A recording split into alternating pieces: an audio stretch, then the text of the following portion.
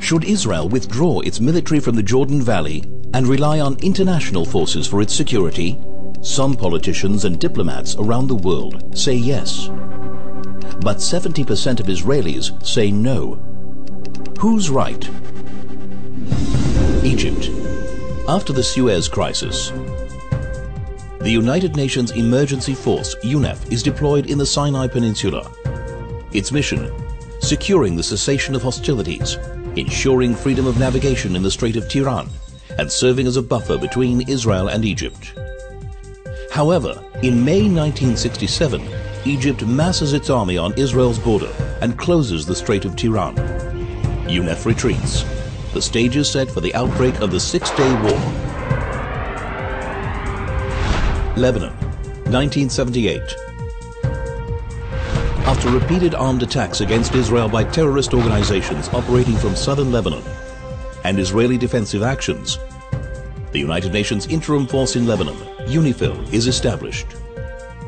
Its mission: restoring peace and security and the effective authority of the Lebanese government. However, UNIFIL fails to stop the flow of hostile forces from entering southern Lebanon and fails to stop the terrorist attacks against Israel. Two wars ensue in 1982 and 2006. In 2000, UNIFIL troops observe Hezbollah's cross-border attack on Israel and the kidnapping of 3 Israeli soldiers, but do nothing to stop the attack. In 1983, Iran orders Hezbollah to attack the multinational force in Beirut.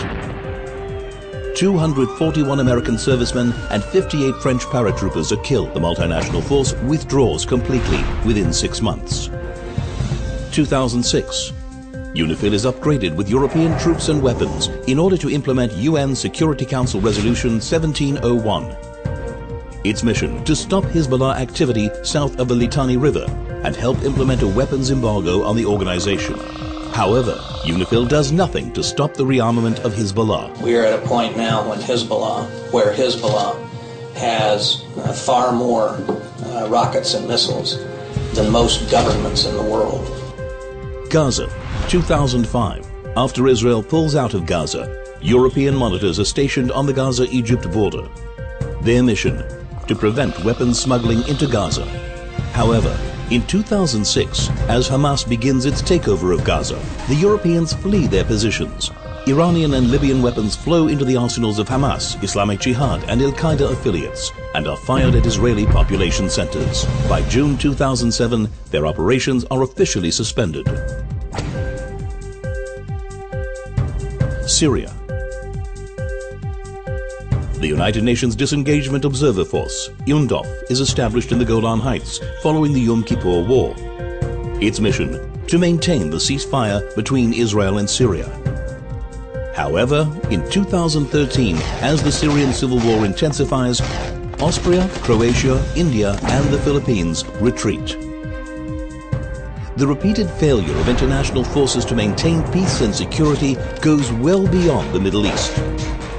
Peacekeeping forces from the US and Europe dispatched to Somalia, Bosnia and Rwanda have ultimately retreated when attacked, allowing a bloodbath to follow.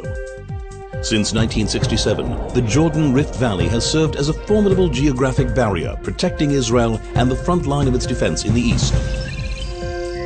The Israeli army has been deployed along its steep slopes, thwarting terrorist infiltration and deterring potential attacks from hostile armies. This critical zone cannot be turned over to international forces that have consistently proven to be ineffective, unreliable, and quick to retreat from conflict zones. Israel's national ethos has always been one of self-reliance, and it has never requested that its allies shed their soldiers' blood for its defense.